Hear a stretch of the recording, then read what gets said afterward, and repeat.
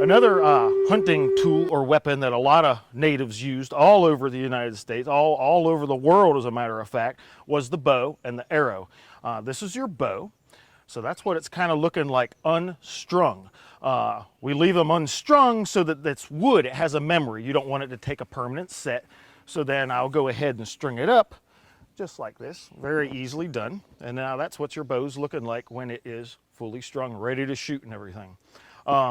The limb on this bow is made out of Osage orange. It was a premier wood, even in the Southeast, to be used for bows. It was very, very durable. Other woods would have included like hickory and white oak, ash, elm, live oak in some instances, and mulberry. The strings on most bows would have either been made out of an animal fiber or a plant fiber. When we say animal fibers, probably would have been a sinew or a rawhide or a gut type of a material for the bowstring. When we're talking about plant materials, it could have been hemp, dogbane, stinging nettles, inner barks from some trees were also strong enough to use for a bowstring. The arrows, here in the Southeast, most of these shafts here are all made out of river cane. Only native species of bamboo, North America, just like a lot of spears and atlatl darts would have been used. It grows straight. It doesn't have a bark that needs to have a tool required to remove, and that's a whole other work process on these arrows. You've got basically your shaft is your meat and potatoes of there. That's your river cane. There again, like on a blowgun barrel, little heat marks to get it straight. That's a stone flint-knapped point right there that's hafted onto my shaft with a little bit of sinew and some glue. And then back here, we've got your fletching. There are just 3 feathers on there. Great white shark tooth.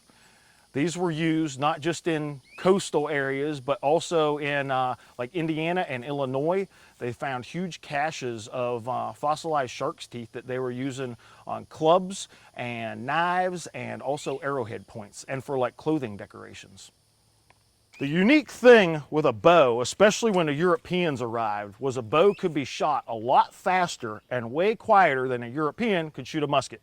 One, when you had the powder explosion from the musket or the rifle, you would hear the big boom. And then if you were close enough, you'd also see the smoke report.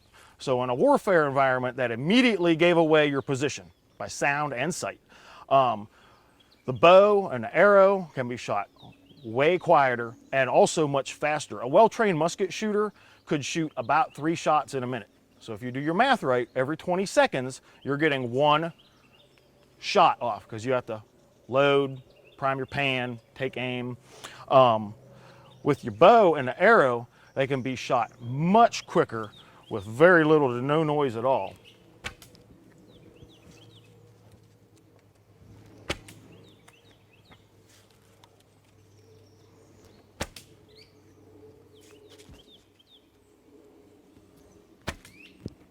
So there were 4 shots in probably about 20 seconds.